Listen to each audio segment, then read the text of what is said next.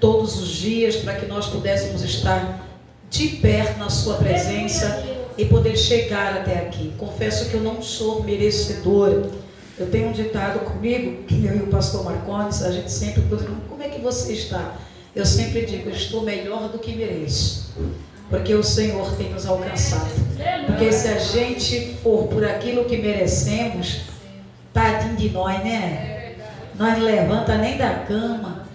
Então a gente está sempre melhor do que merece, porque a graça do Senhor tem nos alcançado.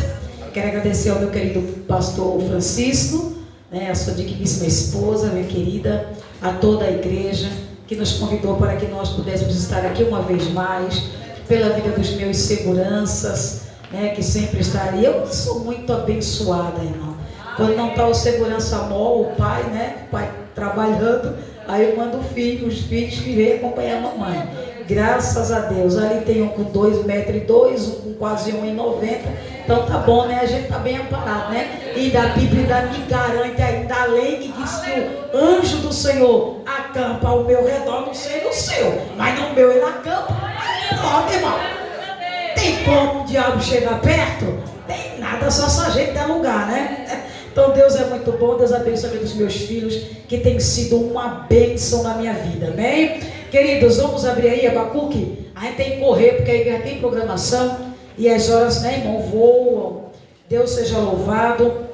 Abacuque capítulo 3 e o verso de número 2, bem conhecido da igreja, para que nós possamos meditar nessa noite. Mamãe está com a gargantinha um pouquinho abençoada, A gente estava ali também hoje de manhã, dando a escola bíblica dominical.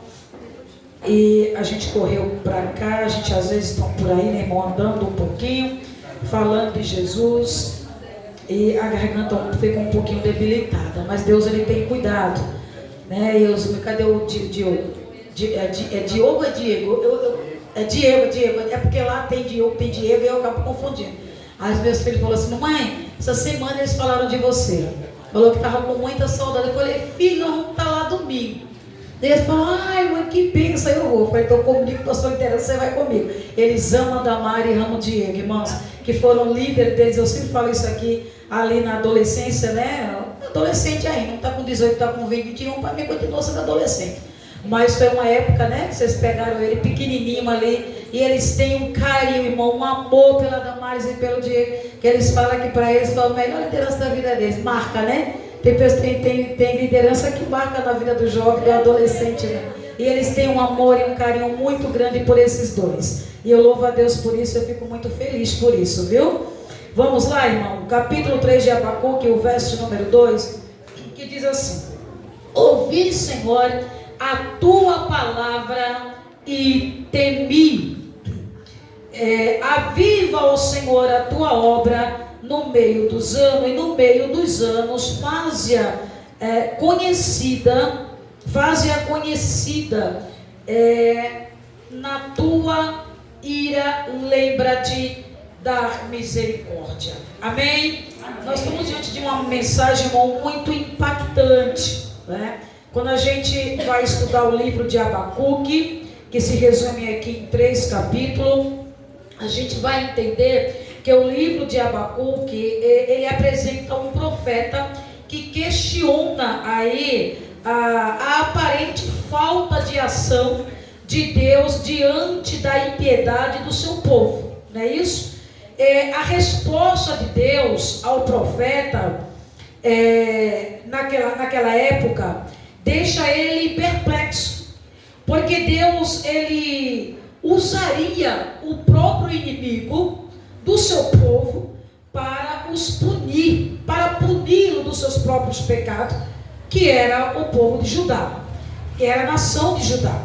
A mensagem de Abacuque, ela vai demonstrar que Deus, ele sabe como lidar com os pecados das nações, Acima de tudo, Deus, ele é justo, ele é fiel, e Deus, ele conhece a vida de cada um de nós. Naquela época, a gente conhece bem a história, nós sabemos que o povo era um povo de dura cerviz, era um povo de um coração muito duro, era um povo muito idólatra, era um povo que não se rendia a obedecer a Deus.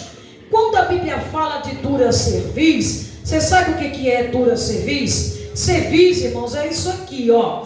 Quando o povo naquela época, ele não se dobrava, ele não se rendia, ele não se curvava. Então eles não tinham temor, eles não obedeciam. Então o Senhor diz que eles eram um povo de dura cerviz, porque eles não se curvavam, eles não obedeciam. E eles eram um povo que se corrompia, e quanto mais se corrompia, mais distante do Senhor ele ficava. Mas no meio do povo havia Abacuque, o profeta Abacuque. Deus, ele nunca deixa o seu povo disperso. Deus, ele nunca abandona o seu povo. Apesar da dureza, apesar do pecado, apesar da desobediência, apesar do nosso relaxo muitas das vezes, apesar da nossa preguiça, apesar muitas das vezes do qualquer jeito ou de qualquer forma, Deus, ele sempre está a nos observar.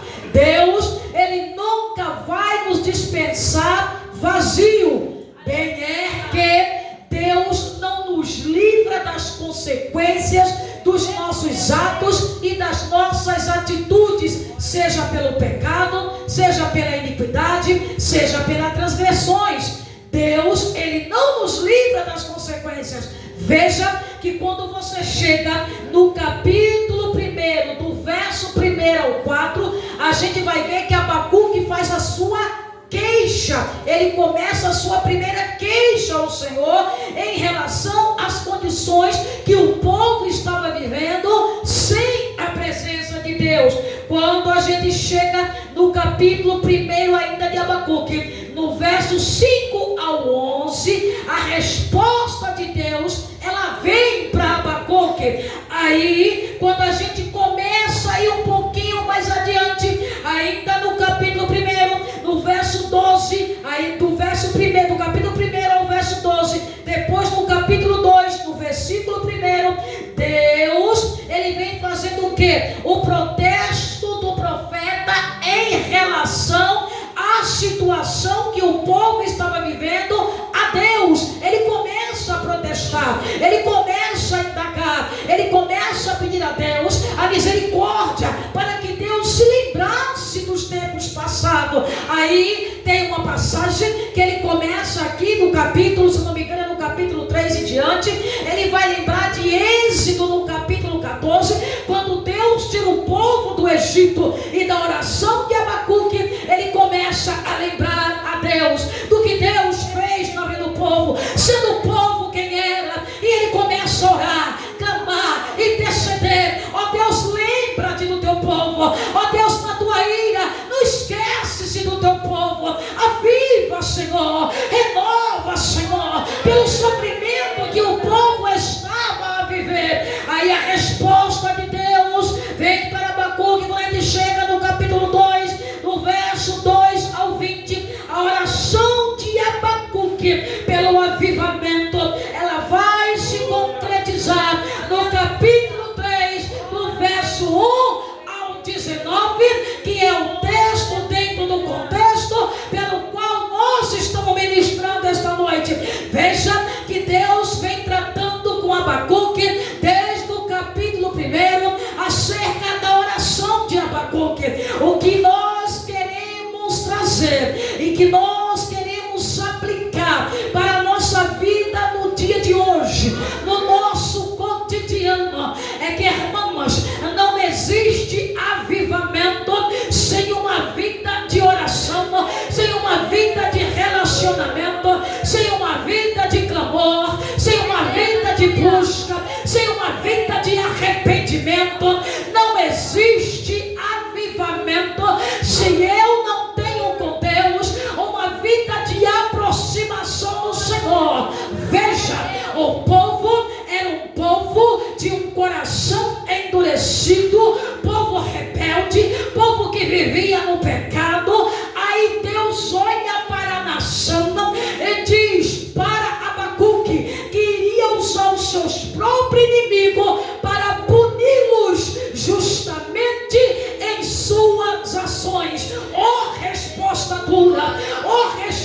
resposta que Abacuque não estava esperando. Imagino eu, não estava lá, não estava vendo o semblante de Abacuque quando ele estava orando, mas como diz um amigo meu, ao ler as escrituras, a gente começa a entrar no texto, viver a palavra. É como se a gente fosse transportado para aquele lugar, para aquela hora, para aquele momento. Quem estuda a palavra sabe, ela não é natural, ela é sobrenatural. E é por isso que é bom estar aqui, dizendo que ele é bom e sabe amar. Eu não sei o semblante, pastor, de Abacuque naquela hora, pedindo a Deus misericórdia.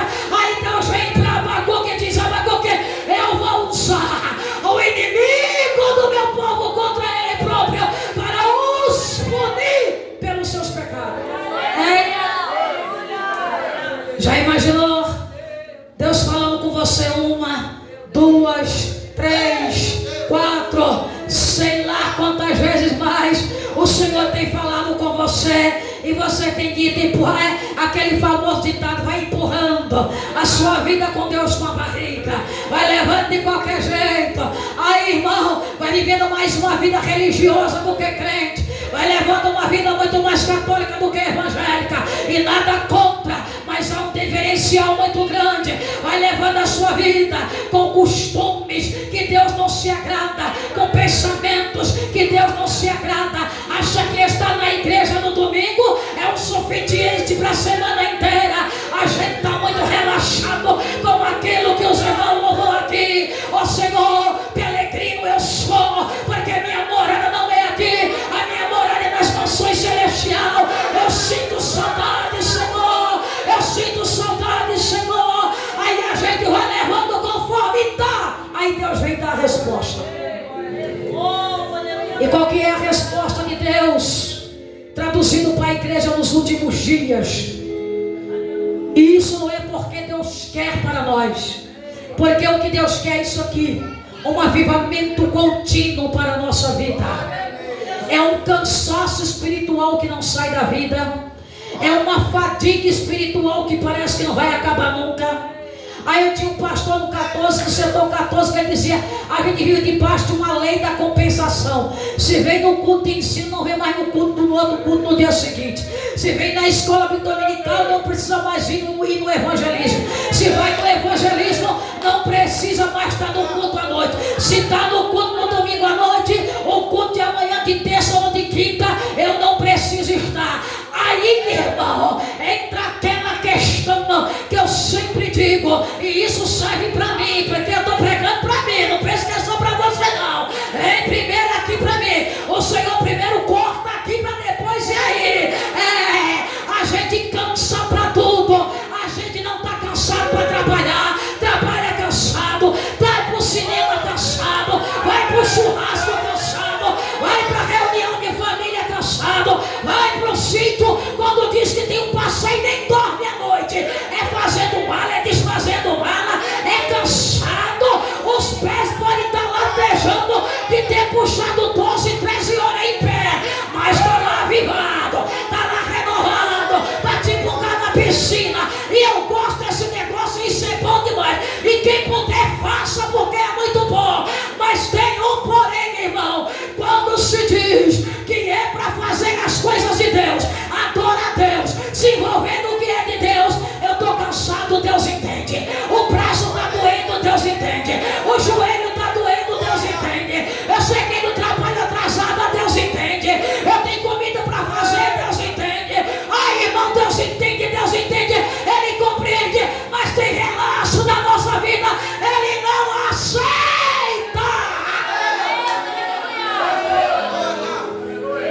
Irmãos, quando Abacuque começa a orar, eu não estava lá, mas eu fico imaginando os ouvidos de Deus, ouvindo a oração de Abacuque, sondando o coração de Abacuque. Mas Deus conhecia a nação, Deus sabia quem era Judá, Deus conhecia o povo precisava se render, o povo precisava mudar, o povo precisava se converter, para que Deus respondesse a oração, e a oração dela chegasse tornasse conforme Deus queria que fosse, para que o avivamento lá do passado ele viesse sobre o povo, como Abacuque estava pedindo, e é como a gente tem pedido nos últimos tempos. O Senhor estava dizendo: ó povo de dura cerviz, abaixa a cerviz, se rende aos meus pés, busca a minha presença enquanto você pode achar, porque o tempo é difícil, os dias são de labuta, os dias são trabalhosos, e eu nunca vi, irmão, uma geração tão amedrontada em querer enfrentar o mundo aí fora, em querer socializar espiritualmente com aquilo que Deus deixou para nós fazer. Hoje a gente vê jovens, adolescentes, irmãos, é com medo, é síndrome disso, é síndrome de não sei do que. Hoje está uma moda por aí, e eu sempre bato nessa tecla, e eu estava ensinando isso hoje na escola bíblica dominical. Depressão hoje virou moda, ansiedade hoje virou moda, e eu não estou dizendo que isso não tem. Há irmãos que é cometido, isso é natural, e eu sempre recito: a gente não é mini deuses na terra, a gente vai sofrer consequências de muitas coisas que a gente absorve, mas deixa eu te dizer uma coisa, oh querido, você vai no psiquiatra, você vai no psicólogo, você vai no psicanalista, ele vai te dar o remédio para você tomar, para aliviar os sintomas, mas a causa da doença, psiquiatra nenhum vai sentar com você para dizer: toma que você vai ficar curado. Quando você senta lá no divã e você começa a falar, ele diz: qual é o problema? É insônia, toma essa tarja preta para dormir. E um dia, qual é o problema? É para ficar acordado, toma esse para você ficar acordado. E qual é o outro problema? Eu tenho problema, eu não consigo comer, toma esse para abrir o apetite. Qual é o outro problema? E você vai dizendo, ele vai te dando remédio, e os remédios vai aliviando o sintoma. Daqui a pouco tu não estava nem depressivo, nem depressivo. E aí você começa a ficar de verdade, porque era só uma exaustão, era só um cansaço mental, era só um cansaço físico. Você está precisando só se recolher um pouquinho, tomar um banho de piscina, ver um verde, ir para um parque, sentar na grama, olhar para o verde, contemplar as maravilhas do Senhor, chamar aquela irmã para tomar um café da tarde. Cadê Kelly? Deus, isso aí tem endereço, Senhor, isso aí tem endereço, Senhor. Isso não é nem direta, Pai, isso é direta, Pai. Cadê Kelly? Oh, Senhor, é chamar aquela irmã para tomar um café com você, sentar com você, desabafar os males da vida. Ai, irmã, maldito homem que confia no homem. Que meio que você vive? E que povo que você convive? Eu sou de um tempo, irmão, que eu aprendi pela palavra, na palavra, até discernimento espiritual. Hoje o povo está cheio de mimimi. Ninguém quer sentar mais perto de ninguém, ninguém quer mais ter comunhão com ninguém, ninguém quer abraçar mais ninguém, ninguém quer chamar ninguém mais para um convívio, para uma amizade, porque diz: se eu falar eu não confio. Busca discernimento, irmão, que Deus vai te dar uma amiga fiel, um amigo fiel, para andar com você, tomar aquele chá da tarde, um sopreiro, chamar aqueles irmãos para uma conversa, sentar, chorar, desabafar, e o nome do Senhor ser glorificado. Aviva, ó Senhor, a tua obra no meio dos anos, Senhor. Irmãos, como que Deus vai avivar e renovar a minha vida se eu não tiro sequer 5 minutos para entrar no avivamento de Jeová? Como que eu tenho uma minha vida, irmão, eu canso dia e noite numa labuta totalmente natural. Esse corpo aqui, irmão, para ele descansar, a gente chega num dia cansado de trabalho, toma um banho, alimenta ele, está renovado para o dia seguinte. E a vida espiritual, e o cansaço espiritual, como é que é o cansaço espiritual? Mas está sempre do mesmo jeito, sempre do mesmo contexto, sempre da mesma forma. Não tem mudança de vida para nada, não tem, irmão, é sempre despreparado para tudo, não tem preparação para nada. Hoje nós estamos dentro de uma lição bíblica dominical ali, que a gente está falando sobre a missão de Paulo, as viagens de Paulo. Irmãos, Paulo, um poliglota,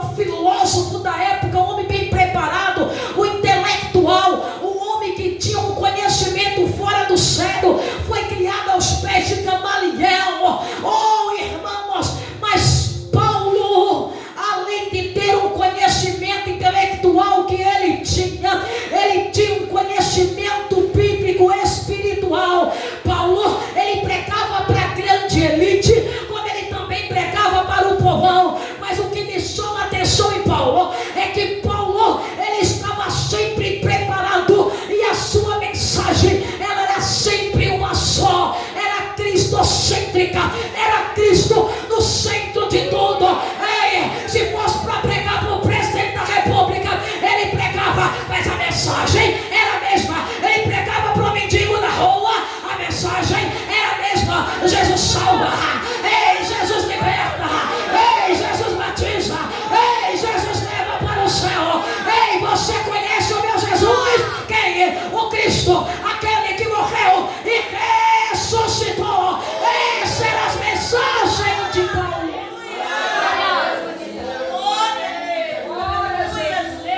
Queremos cura, mas não queremos relacionamento.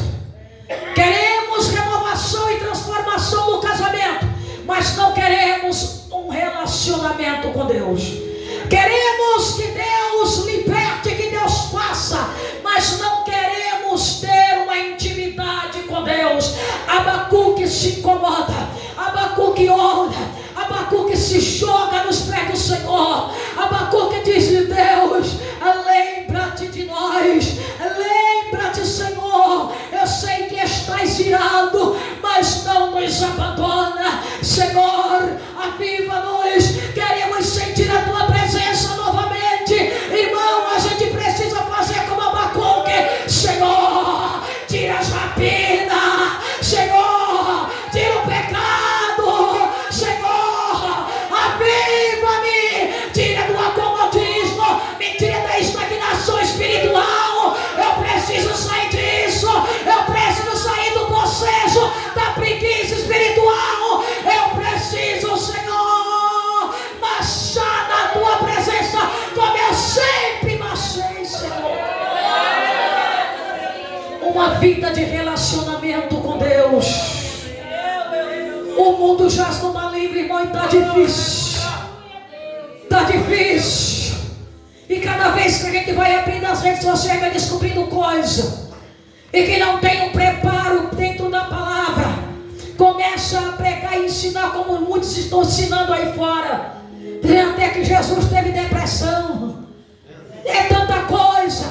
Começa a pregar em contexto bíblico que Elias estava depressivo, que Jesus estava depressivo, que não sei quem mais, que a vida de Davi era uma vida totalmente pecaminosa, que Davi não é tanta coisa que o povo prega fora de um contexto. A igreja que não busca diante de mensagens assim, ela levanta a mão e dá glória a Deus. Eita, Deus é verdade. Que verdade, irmão. A verdade é o evangelho que cura, liberta, abre os nossos olhos, tira as nossas escamas e nos traz para a realidade bíblica daquilo que Deus tem a nos ensinar. Precisamos nos capacitar. A igreja do Senhor, oração, mas também a Bíblia. Oração e Bíblia, mas também o jejum. Jejum, oração e Bíblia em prática.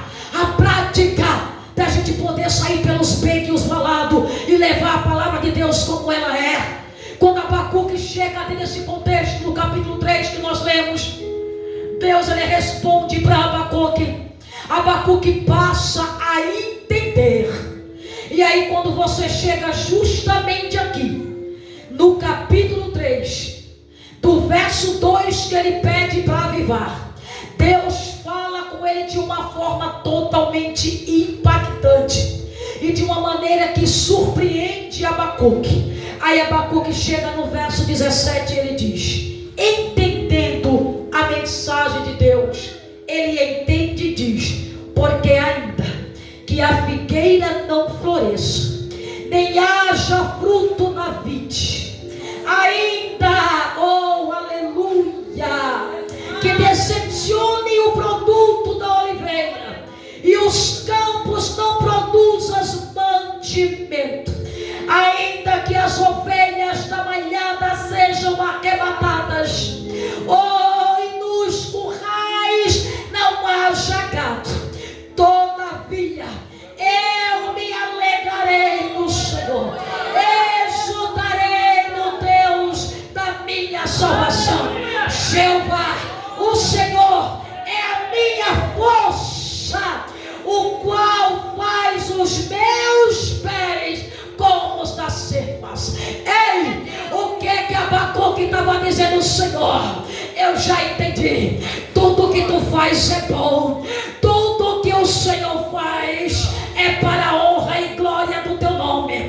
Independente do que o Senhor fizer, eu vou te adorar, não por aquilo que tu possa fazer. O que Abacuque estava dizendo? Se o Senhor quiser avivar, Ele vai avivar. Se Ele não quiser, Ele não vai avivar. Porém, Ele vai continuar sendo Deus, não por aquilo que Ele pode me proporcionar, mas por aquilo que Ele é. Será que nessa noite, com toda a luta que você está passando, com toda a dor que você está passando, com toda a aflição que você tem passado, com toda a fraqueza que você tem sentido na caminhada, será que você pode, nessa noite, fazer como Jó?